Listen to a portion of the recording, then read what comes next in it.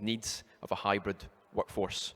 We're going to be joined on stage by John Corbett, workplace and real estate strategist, formerly of Cisco, Karen Oldaker, senior executive, wellbeing and community at Medibank, Garth Quinn, head of people experience at Healius, Devan Valenti, ESG Asia Pacific leader, International Well Building Institute, and Dr. Patrick Aouad, co-founder and CEO of CU Health. Please give them a warm welcome. Well, thank you for the warm introduction, and thank you all for being here this afternoon. It's late in the day, but we hope this will be a good one and worth your while. My name's John. As we were introduced before, we've got a panel of experts here with us today to talk a little bit about a subject which is about weaving a strong culture of connection for the evolving needs of a hybrid workplace. And the first question I've got for you guys, and I think I'll throw it right at you, Devan, because you're giving me the eye there. And that is, how do you create a sense of community and belonging among team members working in different locations? Awesome. Well, thanks everyone. My name is Devan Valenti. I work for the International Well Building Institute. So straight into the deep end with me. I love it. If you also see me yawning, it's because I've just got off a flight from India, so apologies for that. So I think it's a really interesting question, particularly obviously in a post-COVID world. One of the things that I really want to try to bring to the perspective of this conversation is around ESG and some of the demands that organizations are facing from their stakeholders and their investors.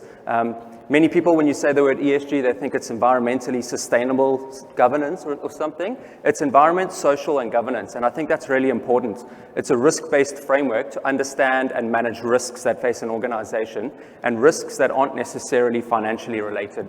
Now, one of the biggest components of the S in ESG is human capital performance and workforce management, understanding the performance of individuals within your organization. For a very long time, organizations weren't facing too much pressure from their investors and stakeholders to better manage and understand their social performance. And belonging and a sense of community is actually a huge component of that human social performance and human social capital. So we're starting to see organizations put a lot of interventions in place to better understand this and to better manage it so that they can communicate what they're doing externally to their stakeholders. I think back to the question, one of the really important points is creating a sense of equity. Myself, I work remotely, my whole team works remotely. We've got a big head office in New York City, so I very much live it. But one of the things that our organization does particularly well is promote equity across interventions that are given at the headquarter level. So an example is just this week we're celebrating our diversity. In our New York office, there's a bring your lunch, a cuisine from your own background. Now, obviously, I'm not going to go to New York for that event, but my colleagues in New York have offered for me to provide them with a recipe so that I can celebrate my culture and heritage. One of my colleagues will literally cook that recipe and bring it to the office so that I can share and express myself. Now, whether she does a good job of cooking that is a different question, but I think that idea of equity in terms of creating a sense of community and culture and belonging is so important.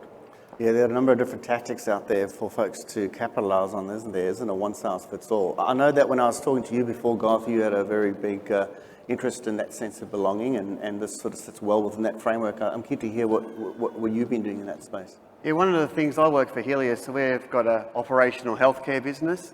So one of the things you have to discover is what channels your people are using. So we've got a whole bunch of email addresses that we create every day for our new starters that never, ever, ever get used. They don't get logged into because these are people doing x-rays, CT scans, they're collecting your blood at pathology collection sites. So talking about equity, sending that message out through your usual commercial corporate communication channels like email is ineffective. So you're alienating about 80% of our workforce if your only means of communication is email. So how do you get to these people? How do you communicate with them? One of the big things I found, not just in Healius, but in previous organisations, you've got to win the trust of your people to particularly communicate to their personal devices. If you can win that battle and be able to communicate to their personal email addresses, their personal phone numbers, it means that you're sending communications they value, they're looking forward to, and they're engaged with. So with those deskless workers, those people that are working out in the front line, winning their trust and finding the path to them creates that equity and equity of message and equity of access to information.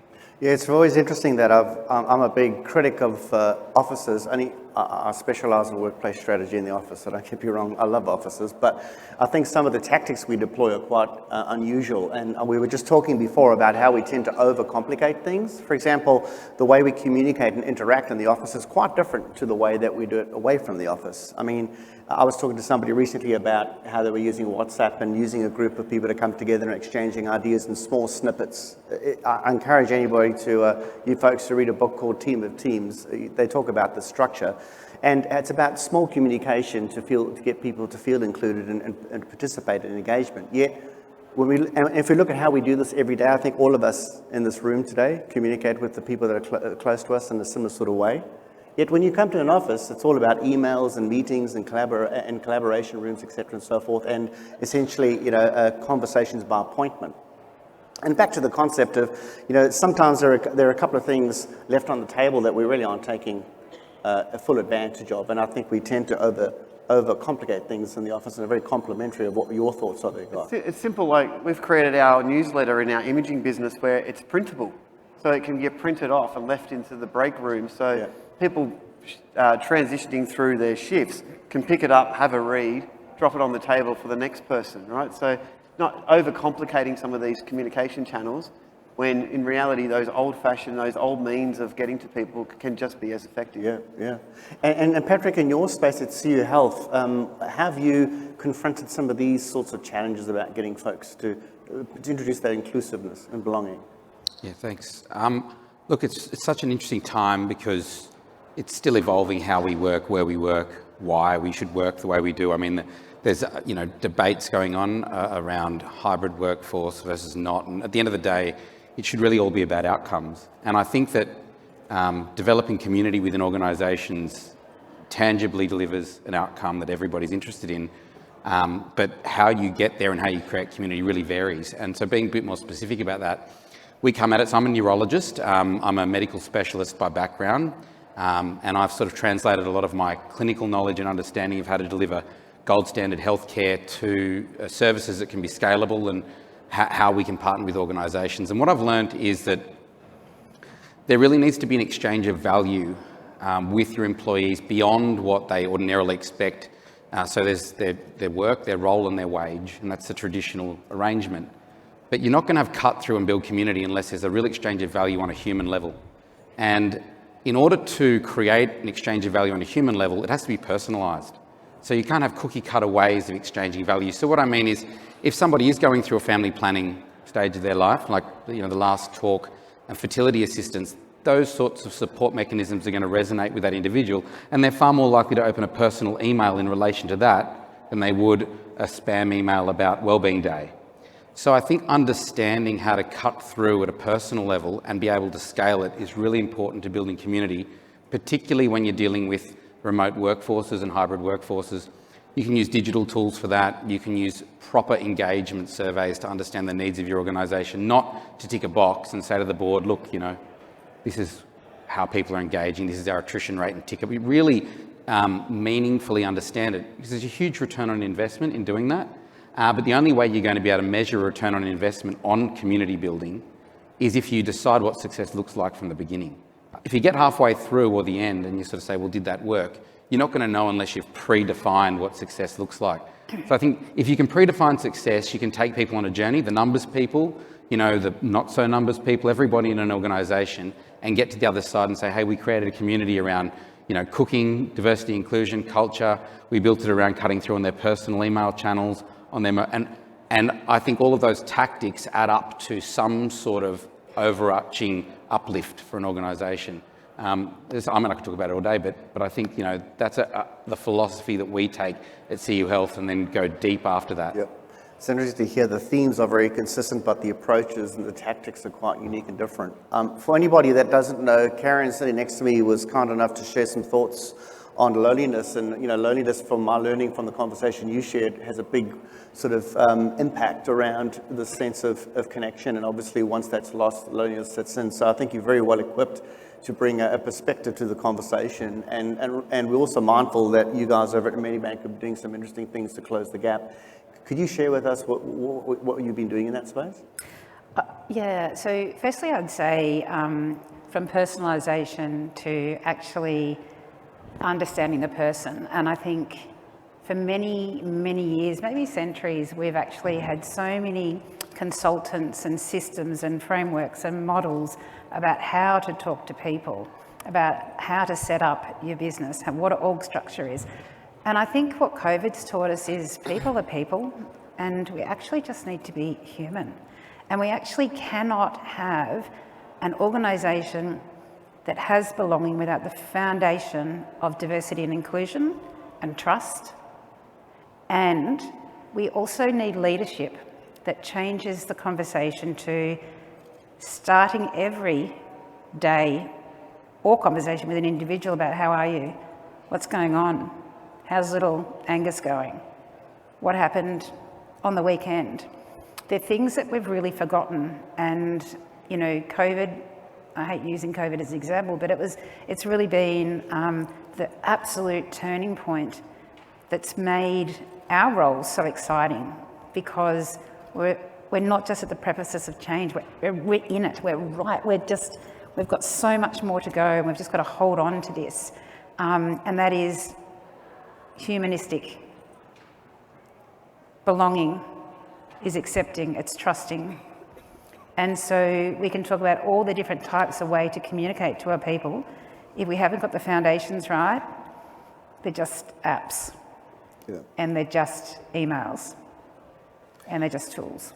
Yeah, spot on. And I think I spoke about this when we were talking before we came on stage about, you know, we sort of need to retrain our brains a little bit and sort of learn new angles of attack in this respect and how we engage with people. I know for one that I remember doing a project that was being done over in Singapore, for example, and I created this asynchronous model of engagement because I was noticing that no one actually communicated on email until we had a meeting every Friday, and everyone came to the meeting and did their thing and walked away. And then the next week we had the same meeting and it was the same thing all over again. I'm like, what's going on here? So I created these environments where people could use asynchronous collaboration, which is essentially, if you guys use WhatsApp, that's asynchronous collaboration. So it's sort of on real time.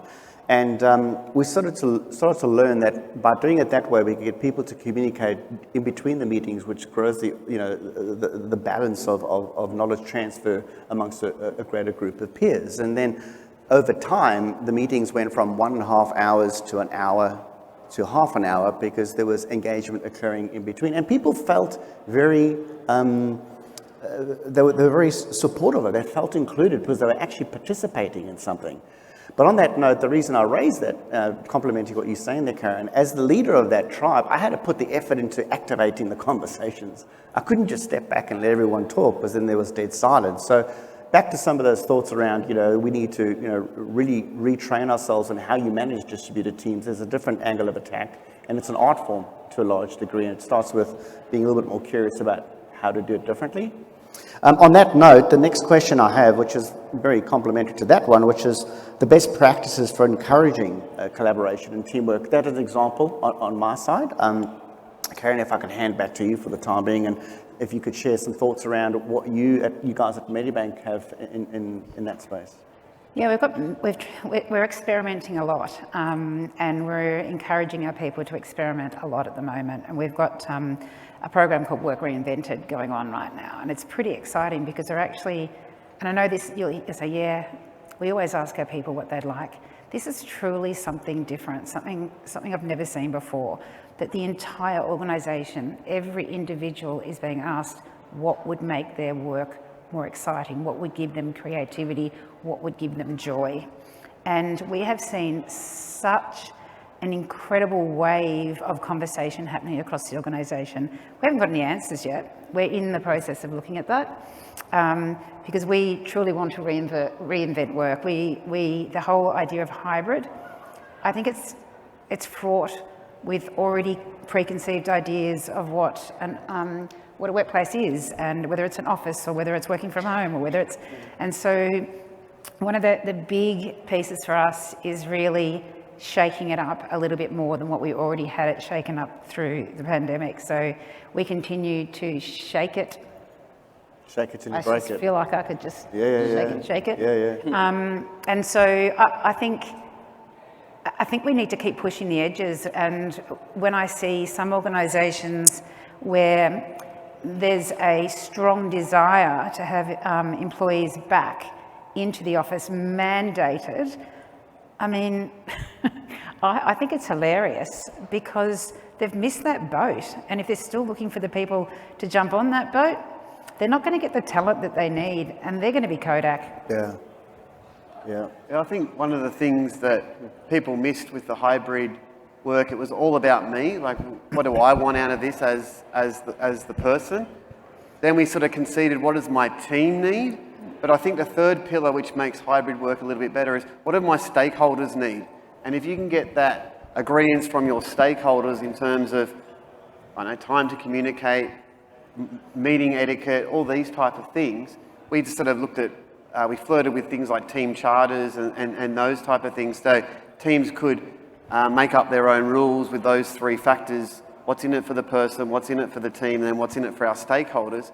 That way you are, I guess, showing your worth externally. It's not just what your team is doing, it's also what service are we providing, how are we providing those services, and how will we be measured on those services. It gives people that confidence that as a unit, as a team, we are delivering on what our stakeholders need from us. And I think that's half the problem with these organisations bringing people back. There isn't that trust. You used the word trust earlier. Isn't that trust in the people to be doing the work?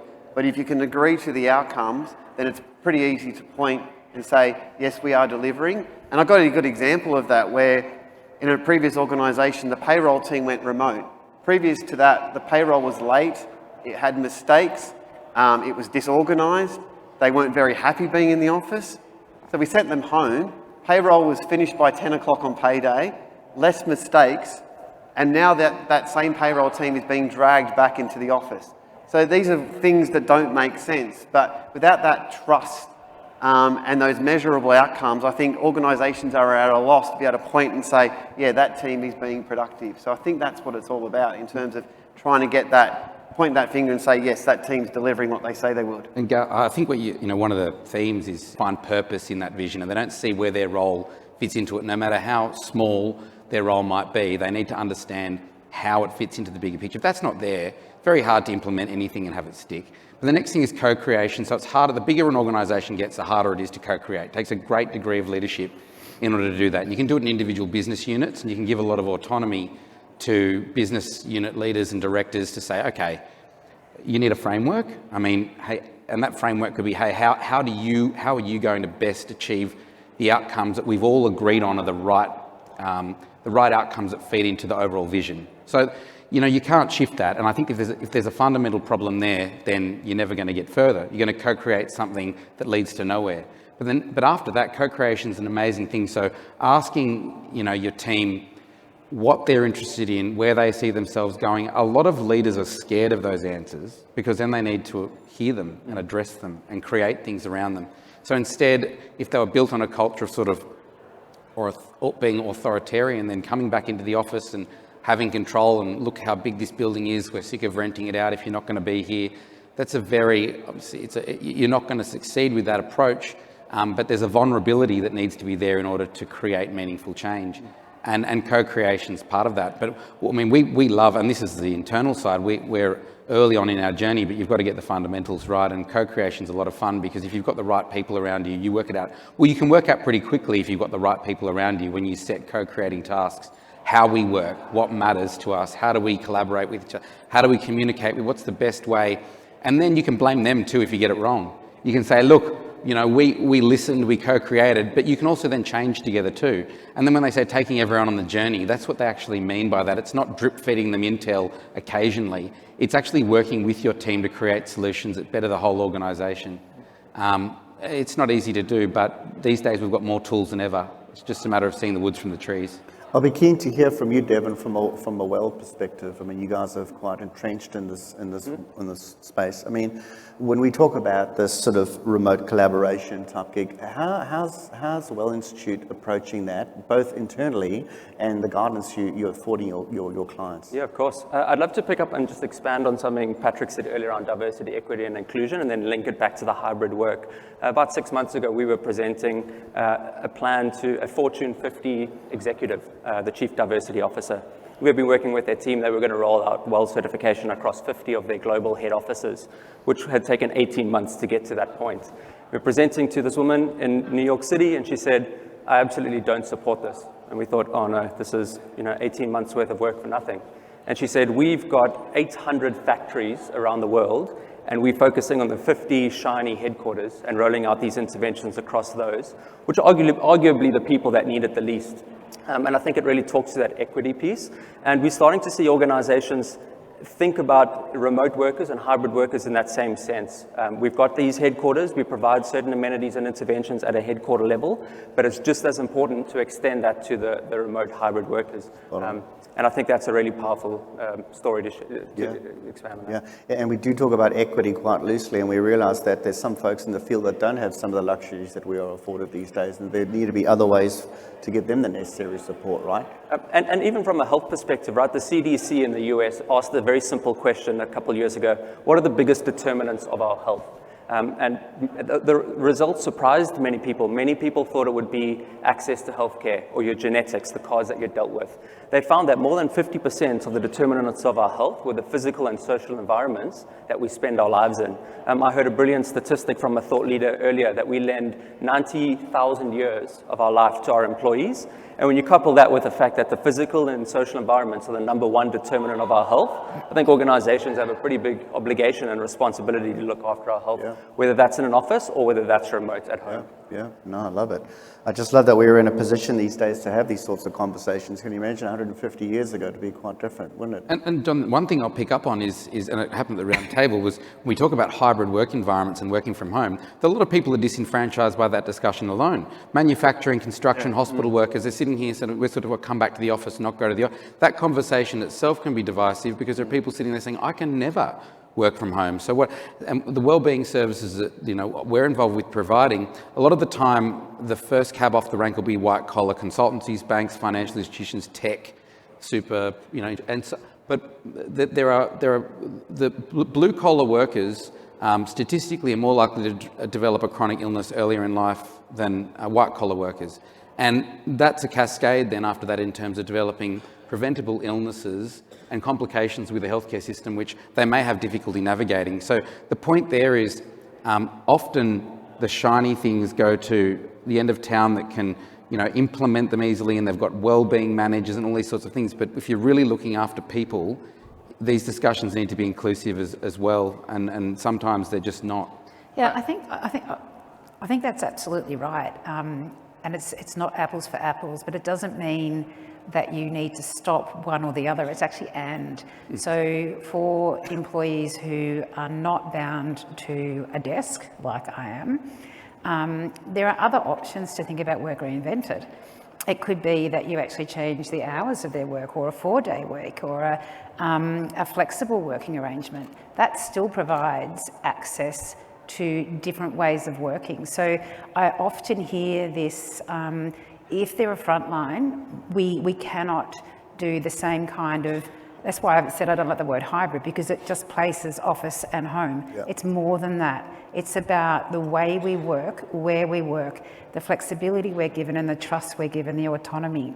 That's what actually creates a healthy and well environment. So, and it's the challenge for organisations, for all of us, is how do we think about that differently? How do we get out of that box and start to really be experimental and brave in doing things that we would never have thought about before, the things that we thought we would never do before COVID, the things we thought we would never do before bushfires. We have the ability to do it when we need to, and then we stop. We have to keep creating. We have to keep experimenting and thinking differently, because the world's changing, and the new generations have got such different expectations. And so I do think you're absolutely right. It is about equity. It doesn't mean it's exactly apples for apples. It's about how do we share out the opportunities for each of the different types of workplaces. And that's not easy. It's not easy, but it's a challenge that we have to approach.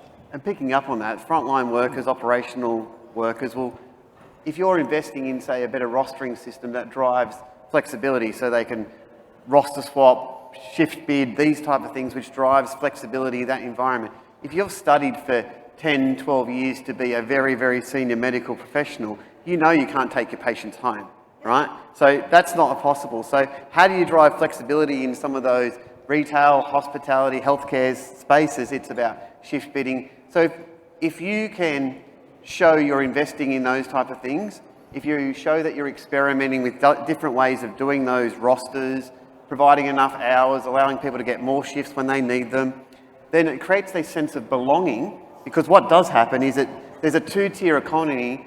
Your frontline workforce turns off and says, I don't belong to this organisation. The organisation only looks after the Emerald City on Pitt Street or Castlereagh Street. Head office. Yeah, head office is getting all these benefits and we get nothing. So again, if you can create those environments where these people that do work that can't be done at home, if they can see investment, if they can see experimentation, if they can see care and effort, then they will feel that sense of belonging that we're all aiming for with our entire workforce. It's interesting, I read an article that was written by a philosopher in 1952, and they spoke about the future of work, and it caught my attention. And they spoke about employee liberty. And employee liberty, in his words, which I completely agree with, is the ability to balance out the things that are valuable in your life. And the other part is the ability to avoid the things that you wish to avoid in your life. And if you think about everything we're talking about today, it's essentially providing that liberty, which comes in the shape of flexibility. And we do use the word hybrid quite loosely, and that's because for the first time we've got something to attach it to. But if we talk about shift workers and folks in the field, we can find ways to offer them that same liberty in a slightly different shape. One of the things that I've caught my attention when somebody was criticizing the 4-day week recently, and I said to the person, you know, at the end of the day, let's just think about what that represents. Everyone's agreeing that we're working some strange hours and we're moving the 9 to 5 boundaries much broader into our personal lives than we ever have. And so if you think about what the 4-day week might represent, and I'm not a 4-day week expert, folks, I'm just sharing some thoughts, but I said for the first time, what a company is basically saying, it's saying to an employee, we know you're working very, very hard, and we know you're struggling to be able to coordinate the boundaries of life. So what we're going to do is we're going to take a 1 day out of the week which belongs to you, and there's a social etiquette to say that belongs to you. Nobody can attach themselves to that period in that particular week, which then motivates or gives the individual purpose with respect to those boundaries during the course of a week, right? Anyway, the point I'm trying to make is that there's just so many angles of attack to arrive at essentially this liberty that I think we all harvesting as the next frontier, right? Well, the 4-day work week, I mean, I'll give a little. So Swinburne recently provided results of multiple studies and predefined outcome measures looking at productivity in the 4-day work week were favourable for the 4-day work week as a starting point. But I think that the thing that's, I think, going to become out of fashion is having an opinion on 4-day work weeks. I'm not really interested in opinions, I'm interested in facts. And so if there's good data that suggests a 4-day work week achieves the outcome that an organisation is looking for, and that may come through, may come through creating a greater sense of belonging, loyalty for a company, people working harder and eating their greens first before they have their dessert on Thursday, whatever it is, however that person frames that 4-day work week, if it's achieving the outcome of the organisation, it becomes a talent attraction and retention tool, that organisation is going to succeed. So people say, oh, I'm against it because I almost switch off because it's sort of, well, let's start with what you're trying to achieve. If it's making you feel grumpy because you're insecure about it, not really worth the conversation. And it's great to see, I think, you know, the chief of people and workplace people leaders challenging everybody and having conversations at a strategy level, because I mean, as a medical professional that's had to understand and learn all about HR, I've been really inspired by a conversation that's changed over the last 4 or 5 years. It went from regulatory and recruitment and now it's really about aligning with the board. and building and integrating a people vision in with the board's P&L. And that's great. I mean, that's how you're going to succeed. Yeah, it's a great story, and we've actually run out of time, but we could continue to speak for hours. I've got a lot to share with you guys, but I don't have the time. I've only got no seconds left. But I think one of the key thoughts for us to take away from this is the value of some of this liberty that we've shared today. And I think people have identified with it. I think, at least my view on this is that the pandemic introduced people to this ability to create value in their own personal lives. And I think as stakeholders and leaders within these organizations, it's I think our duty to create a continuance of that theme. And obviously the challenge we face is being able to scrape together the right structure in order for us to do that. The fact that all of us are sitting here today speaks volumes. I've never been to a wellness festival before. It was the first time that Tanya invited me, and I walked in and I'm like, I can't believe the size of this audience. So it's a big topic. It's a very important topic, and I just want to congratulate all of you for putting the effort into having a crack. So I might end off with that, and thank you all for your attendance today. Thank you.